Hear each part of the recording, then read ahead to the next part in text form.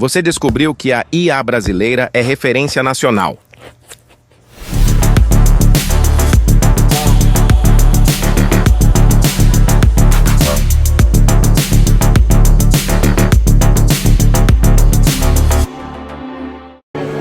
Sim, importante hoje aqui, né? O time reunido e tem aí código. Para nos visitar aqui também. Um beijo! Que eu tive a felicidade de participar de um curso dele, muito obrigado.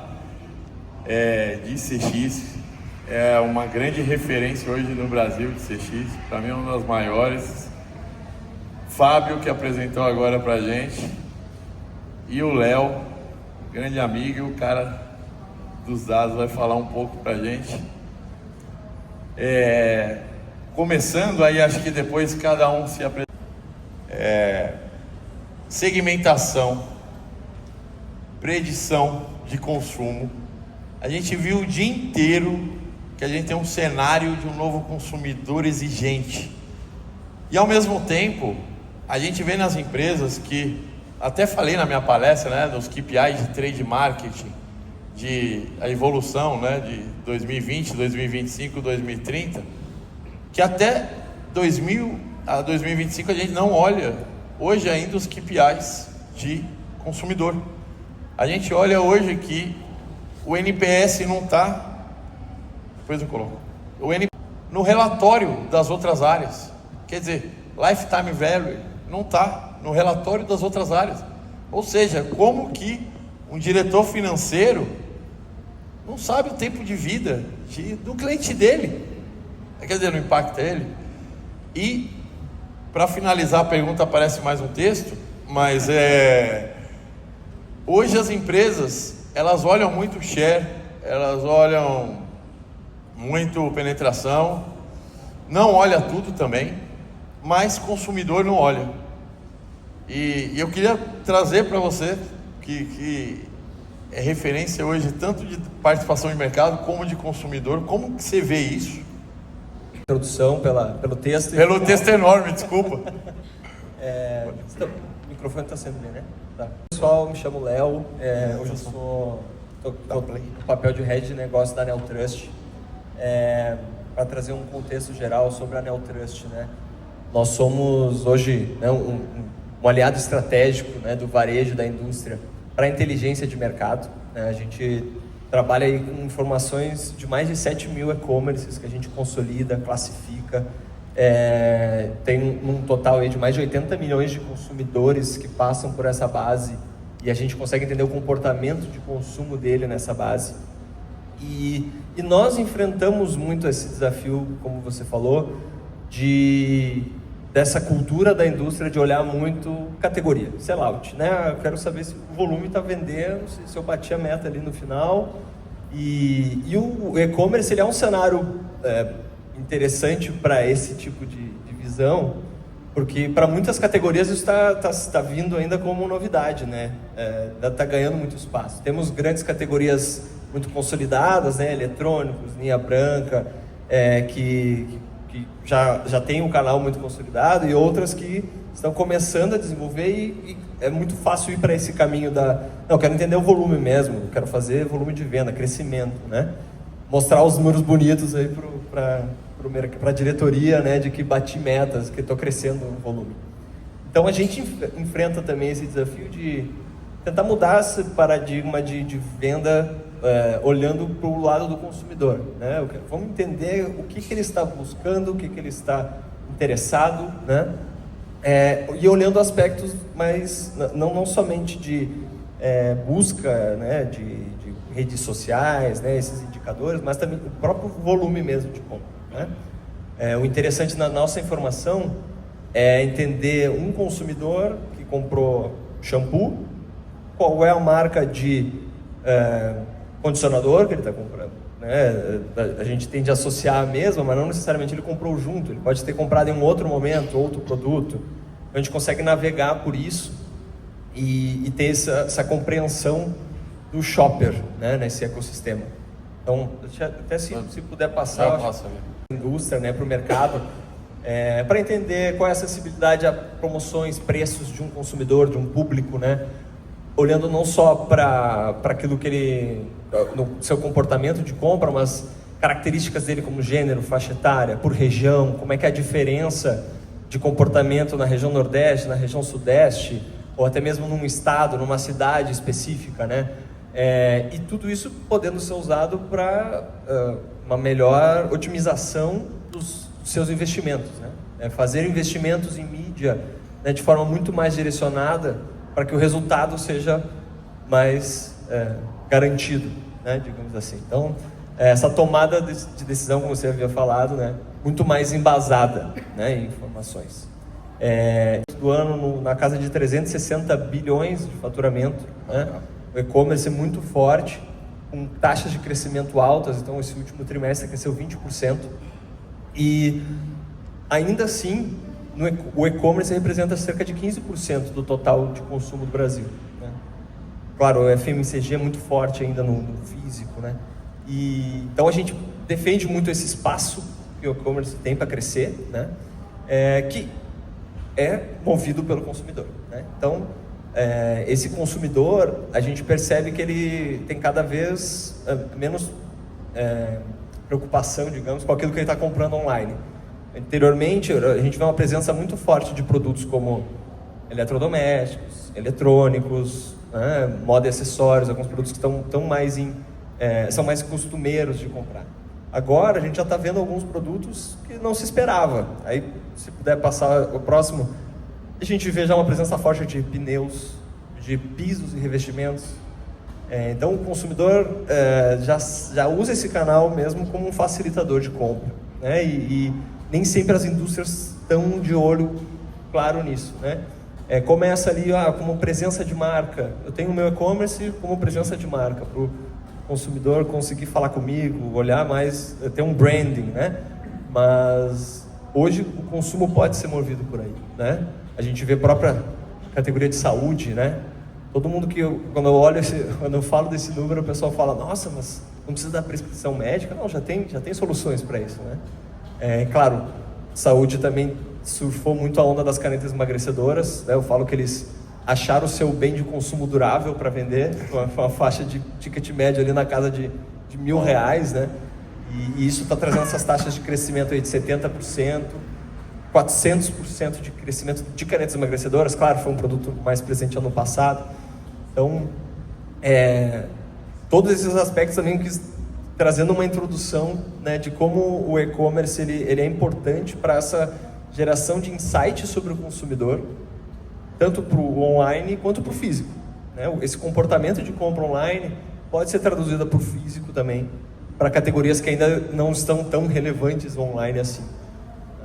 Na verdade, de uma época, né, que o dado que mais rico que a gente tinha era a Nielsen, e aí tinha umas brigas homéricas com a Nielsen. O trouxa chegou errado. Mas eu sou de uma época que a gente tinha a Nielsen, só a Nielsen. Então lá a gente tinha o dado de share e tudo, e a pesquisa era assim: pesquisa 2.000 bares no Brasil para representar 100.000 bares. Não estou falando mal de uma empresa ou de outra, estou falando na época o que a gente tinha, né, que a gente podia ter de informação, onde você pega só a região. Eu lembro quando abri uma região, São Paulo, mais São Paulo abre, a Grande São Paulo abre em ABC. Nossa, era uma informação riquíssima abrir só a Grande São Paulo em ABC. Aí de repente vem o digital e entrega pra gente uma informação 1 a 1 de hábito. E quando a gente olha as nativas digitais, né, que Magazine Luiza, Amazon, tudo, eram únicas empresas que poderiam ter esse dado e fazer um CRM direcionado, fazer uma ação. Por isso que até hoje essa experiência a gente só tinha com elas, mas agora a gente tem dado, e isso muda completamente o cenário. Só queria completar que a gente vai começar a descobrir coisas não óbvias, vai começar, não sei quem é de marketing aqui, mas vai começar a demitir gerente de produto que não se adaptar, que não vê quem é realmente o perfil do consumidor. Então, só queria complementar a sua parte. Falei anteriormente aqui, mas na parte de integração, personalização de jornada e agentes de IA. Então, a gente vai em muita empresa que usa a Neotrust ali e tem os dados. E recentemente também peguei um projeto, estava conversando com o pessoal lá curioso, e a gente entendeu, e o mercado acho que entendeu isso também, a briga não é mais por marca, né? Já está por categoria e momento de consumo. Então, por exemplo, quando a gente fala da geração atual, ela consome 20% menos álcool do que a geração anterior. E quando a gente olha aí para isso, e aí a gente conversa com o pessoal da Heineken lá, o pessoal da Heineken fala, entendi esse jogo muito por causa dos dados que foi me dando o direcionamento para entender essa mudança do consumo. E eu começo a mudar o norte da minha companhia. Porque quando eu falo Heineken aqui, todo mundo pensa no quê? Na cerveja, garrafinha verde. Mas os caras lá estão com a linha Mamba Water, a água em lata. Aí você tem a linha Fizz, refrigerante zero também. Aí você tem a Heineken Zero. Aí você tem uma linha Craft. E você tem se eu não me engano, a Baden-Baden, IPA. E você tem a Lagunitas, também IPA. O que é isso? É uma nova categoria, quando a gente fala de share of pocket ali, né? Eu estou pegando uma nova categoria dentro de uma marca para eu conseguir atingir um consumidor que está num outro momento de consumo. E aí a briga não é mais pela marca, né? É pelas essas categorias aí, como a gente falou. E essa parte do dado ajuda muito a parte estratégica para você direcionar ali a empresa para onde eles estão indo. Então eu vejo isso muito no dia a dia, porque quando eu estou fazendo a integração, eu vejo essa importância do dado na ponta para entender o padrão de consumo, né?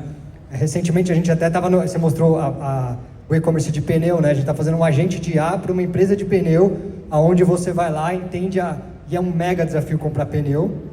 Então ele tem a categoria lá, carros, SUV, aí tem Kombi, tem não sei o que, então é um mega desafio. O agente de IA tem que estar integrado com o sistema dele que é Proteus, TOTUS, onde tem várias categorias lá dentro, e ele tem que entender a calibragem daquele pneu, se bate com aquilo, a condição, o preço. É bem complexo, né? Mas entendeu, o e-commerce entendeu que tem o público para isso e começou a explorar. Mas agora também vou passar para o Léo aqui, que pode falar. Léo Palota, eu sou sócio fundador da Kentrix, que é uma consultoria especializada em centralidade do cliente. E a gente está sempre olhando, eu queria puxar uma coisa que o Léo falou, sobre entendimento do consumidor. Então assim, qual que era o grande mote, há, sei lá, 20 anos atrás do e-commerce? Olhar o momento mágico. É o momento da compra, o momento ali do carrinho, o momento da compra, momento mágico. Só que hoje, com o consumidor muito mais empoderado, né, a gente tem que olhar toda a jornada dele. Então, assim, quando ele está comprando, ele já tomou a decisão, já é momento final, a gente não tem nem muita coisa para fazer. Então, quando o Léo fala do dado, não é só o dado no momento da compra, o dado completo, da jornada inteira. Porque daí você começa a entender esse consumidor desde o começo. E aí qual que tem a dificuldade? Se a gente olhar, por exemplo, a indústria está entrando forte em vendas diretas, em vendas no e-commerce, né? Só que a indústria não estava acostumada com isso. Então ela vai entrar, vai pegar as plataformas, só que assim, ela conhece o consumidor dela. Geralmente um B2B não se preocupava com o consumidor. Então assim, a preocupação agora tem que ser em conhecer de fato o consumidor. O dado é muito importante. Agora, será que a gente está acompanhando as mudanças do comportamento do consumidor nos últimos anos?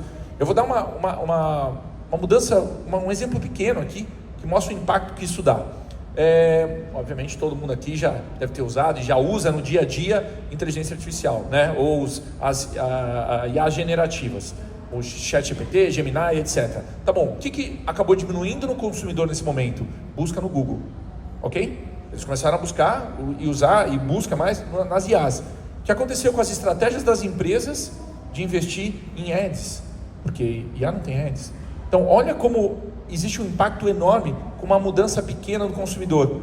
Então se a empresa não está acompanhando todos os detalhes de cada passo da jornada dele com dados reais, ele não vai conseguir ter uma tomada de decisão. E aí o que acontece? Você vai entregar, vai pensar só no produto, que era o mote da indústria. Vou olhar no produto. Não, você tem que começar a olhar o consumidor, o que ele quer. Se você não entende o que ele quer, as suas necessidades, você não consegue adaptar o seu serviço e aí entregar o que ele espera. E aí a gente está falando aqui de experiência do cliente. E aí, uma vez que você tem uma experiência maior, né, Fabinho, você consegue aumentar o lifetime da vida dele dentro da empresa. Só completando, o pessoal fala que o e-commerce é uma loja física num ponto ruim. Que se você não tiver todo o aparato para conseguir fazer com que esse consumidor chegue até você, você vai estar lá abandonado, é uma loja que não passa ninguém lá, né? Não, e da Coca era o iPhone. Aí você vai falar, não, o Jorge, acho que é 5 horas aqui, ele tá meio doido. Não, os maiores concorrentes da Coca eram o iPhone. Por que era o iPhone? Porque dentro da classe, eu não lembro exatamente o valor, mas dentro da classe C, ele tinha, por pessoa, acho que era R$55 na época, R$60, para gastar com lazer no mês. Esse lazer era cinema, esse lazer era, sei lá, qualquer outro, ir no parque. E o lazer também era Coca-Cola. Estava dentro desses R$55. Aí de repente, o que ele fez? Começou a dividir tudo em 12 vezes. Esse dinheiro disponível para o gasto diminuiu e o nosso principal concorrente passa a não ser dentro da própria categoria, e sim ser o dinheiro disponível dentro do bolso. E aí, Léo, a gente conversou, queria entender de você duas coisas. Uma que o Léo falou desse dado real. Acho que você tem até um gráfico para mostrar para a gente de Black Friday, né? De dado real por hora, né?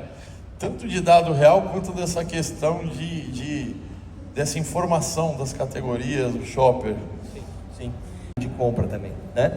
Então, a gente trouxe algumas informações de Black Friday também, porque eu acho que o pessoal também atrai o público, né? A gente tá no momento, né, de tá Black no Friday. Momento, Então, aqui, né?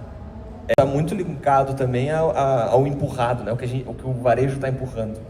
E esse ano veio com muita força as datas duplas, né? 11/11, 10/10, enfim, 11/11 está por vir, né? Mas ainda assim a Black Friday ela continua sendo o momento principal de volume de venda. Claro, muito puxado por características do gasto do dinheiro. Então produtos, a pessoa espera a data como promoção de produtos caros, tickets altos, eletrônicos, telefones. Então a gente até observa que vai chegando mais perto da semana da Black Friday, porque, né, agora a gente fala do novembro como um todo, o gasto aumenta para essas categorias, né?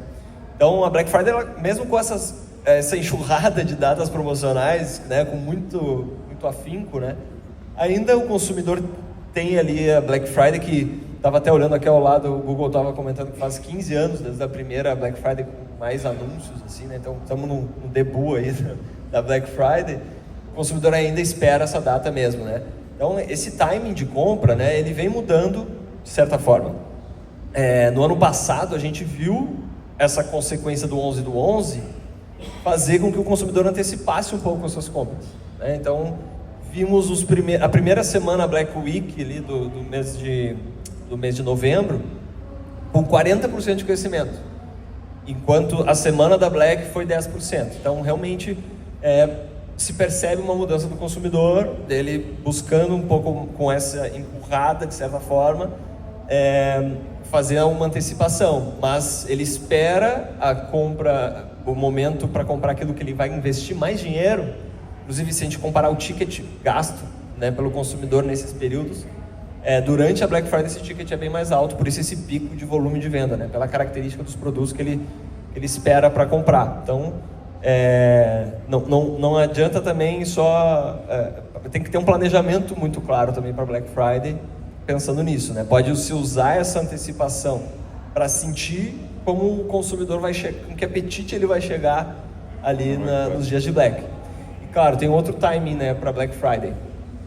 O pagamento do 13º salário, a segunda parcela, vai cair na sexta-feira da Black Friday. Então, historicamente, quando isso acontece, a Black é mais forte. Então, tem que ser levado isso também em consideração nesses planejamentos, né?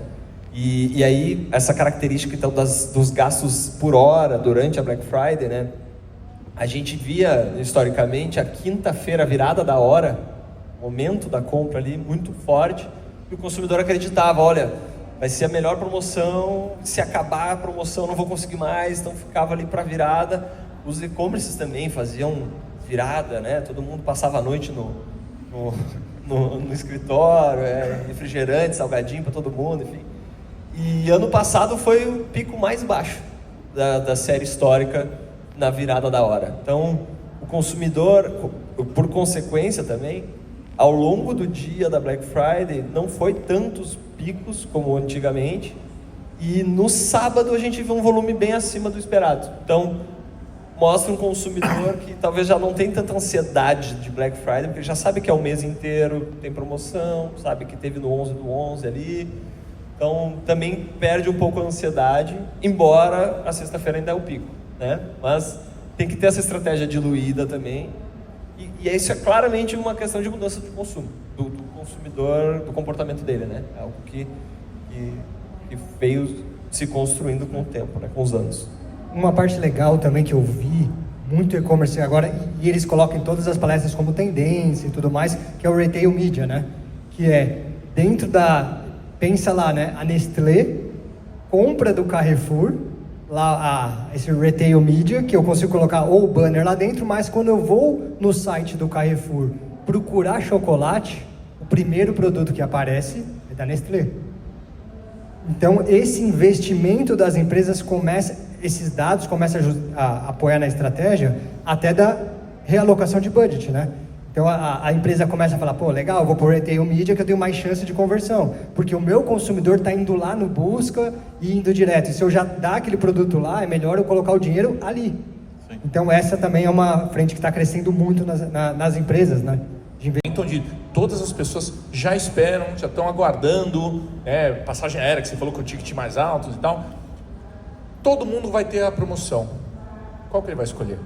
E aí que eu queria colocar um pouco de tempero aqui de experiência do cliente, porque se a empresa chegar nesse momento e tiver muito forte no Reclame Aqui, né, não respondendo, né, com nota muito baixa, a entrega do serviço ruim, ele vai olhar e vai falar, vou pegar esse, que está com desconto de 50%, e esse está com 50% também, qual que eu escolho? Eu vou escolher aquele que me dá uma experiência melhor, me dá uma segurança melhor, vai me entregar no prazo, vai me entregar o iPhone, não o tijolo, né? Na caixa do tijolo. Então, assim, confiança e a experiência que entrega, isso vai ter um peso grande numa Black Friday.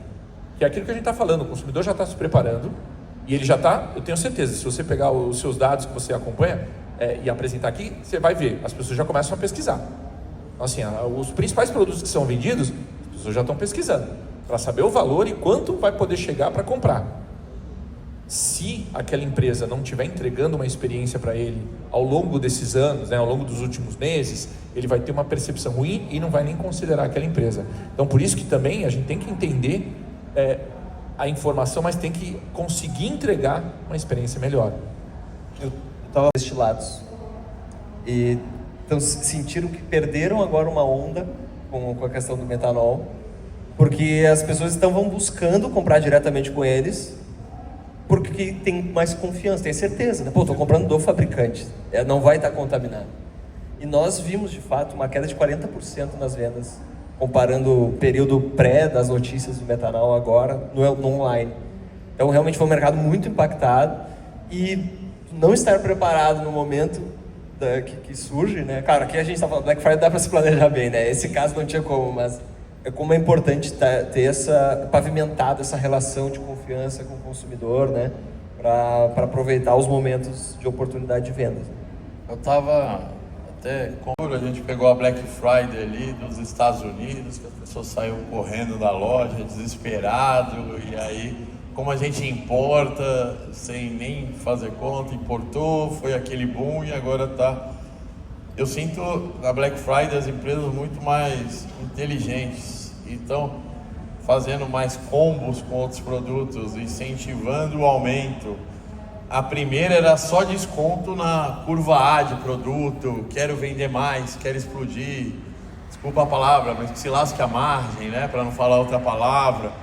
E de repente já fala, não, vou usar Black Friday para desenvolver um produto novo, vou usar Black Friday para trazer um lançamento junto, vou trazer a Black Friday para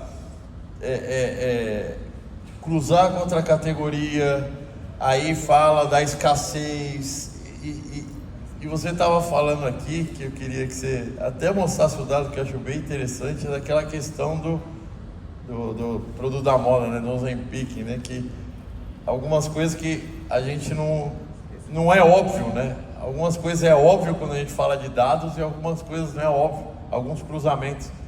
E é esse cruzamento que aumenta o bolo das empresas, né? Que consegue realmente fazer a diferença no volume, é um ganho marginal, né? Eu queria que você... Fazendo uma provocação aqui, né, desse tema de shopper, a gente... Não, o que nós podemos apresentar também, né? Trazer algumas análises, até a profundidade do dado, né, que a gente consegue chegar.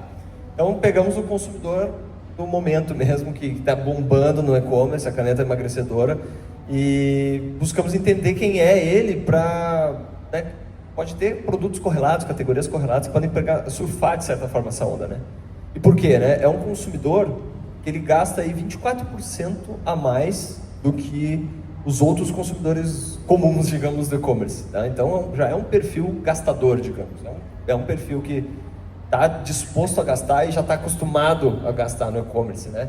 Então, quem é? Público maioria feminino, 67%, em faixas etárias ali de 35 a 54 anos. Então, se você tem um produto correlato, uma categoria correlata, pode ser que seja uma faixa interessante, você pode buscar influenciar como mídia e tudo mais. Até aí um dado interessante, 47% desses consumidores são de classe média, 33% de classe alta, e 5,5% de quem é classe alta comprou uma caneta emagrecedora. Então, realmente é um público premium, digamos assim, né, para você explorar, né? E aí a questão da cesta, né, correlação, a gente buscou entender quais são os produtos que também eles estão comprando, além da caneta emagrecedora.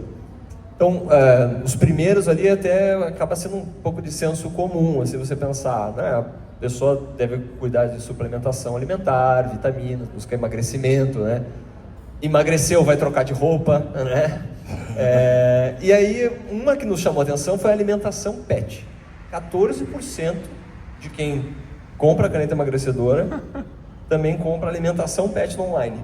E aí, vamos usar como um caso, até o Jorge mesmo sugeriu, vamos olhar essa alimentação pet aí, né? O que eles estão comprando, qual é a diferença, né? Se a gente pega o público que não compra caneta emagrecedora, só 6%, 7% é a penetração, digamos, da categoria de alimentação pet.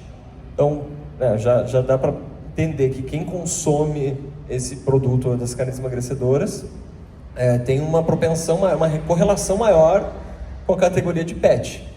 E se a gente olha especificamente para cão e gato, né, a maioria é cão. Claro, no geral no e-commerce já é maior, né, como a gente vê ali 73%, mas para as canetas emagrecedoras é ainda maior. Então, se você é uma indústria de alimentação pet, produtos para cães, tem uma correlação. Então, digamos que começar a achar esse comportamento intrínseco do consumidor, né? Fugir um pouco do óbvio que a gente traça muito no marketing, hipóteses, né?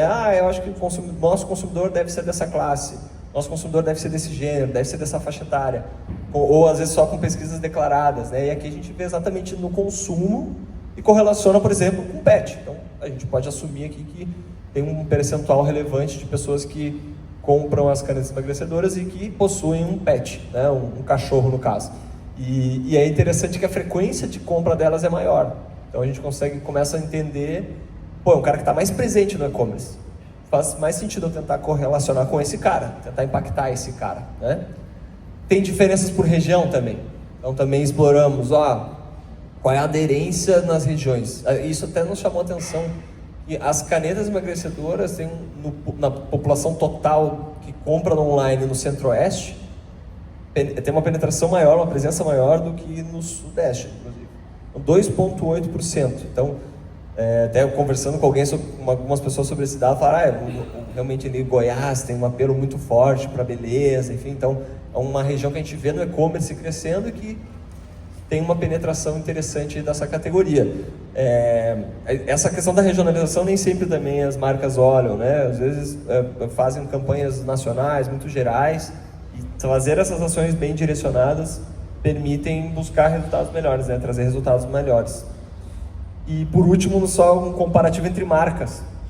A gente vê os compradores de canetas emagrecedoras, né, têm uma predileção, digamos, por produtos mais caros aí, Royal Canin, Premier, Fórmula, e gastam até um preço médio um pouco mais elevado, né? A gente vê Royal Canin até um preço médio um pouco mais baixo, mas a gente associa pela frequência que eles compram. Pode ser a ração úmida, por exemplo. Eu trato melhor ali meu bichinho, meu cachorro, meu gato, investe mais, né? Então, esse é um exemplo de estudo possível aí, de exploração, para fugir um pouco do óbvio, né? Explorar o seu consumidor numa dinâmica completa de consumo, não só de busca, né? Então, olhando o que eles consomem de forma correlata. E é um volume adicional, é um volume 100% adicional. E já que você ia falar, Léo, eu já ia até fazer uma pergunta para você. Então, eu já vou fazer e você já responde as duas. Que eu ia perguntar para você era... aqui a gente mostrou que o poder dos dados sai do óbvio e você vai cruzar com uma Premiere que você nunca faria isso, e dentro do e-commerce a gente junta qualquer categoria, a gôndola infinita, né? E eu ia perguntar para você, dentro do CX, qual dado não é óbvio para a gente trazer para o pessoal aqui, que você fala, putz, se não olhar isso, você daria uma experiência completamente diferente e ruim para o consumidor? Eu ia falar a compra da ração, eu falei, pronto, a pessoa começou a tomar e ele está começando a comer a ração do cachorro. Pensei alguma coisa assim. Eu fiquei preocupado que eu comprava a ração e eu ia achar que eu emagreci. Mas eu queria fazer... É melhor às vezes do que a nossa comida, né? Exatamente, né? Bem melhor. Mas eu queria fazer um comentário. Tudo que o Léo falou, ele parte do dado que você tem do comportamento, do consumo dele, né? Mas o que eu sinto falta? Que isso tem a ver com a disciplina que a gente fala de experiência do cliente, ouvir o cliente, é o tal do programa de voz do cliente.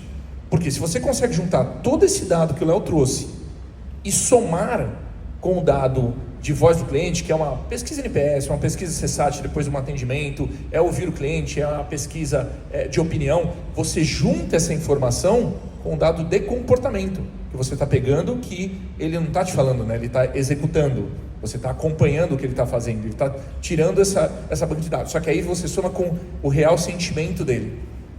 E aí, quando você tem isso, você vai conseguir, de repente, descobrir que naquele momento, ele, de repente, ele está feliz.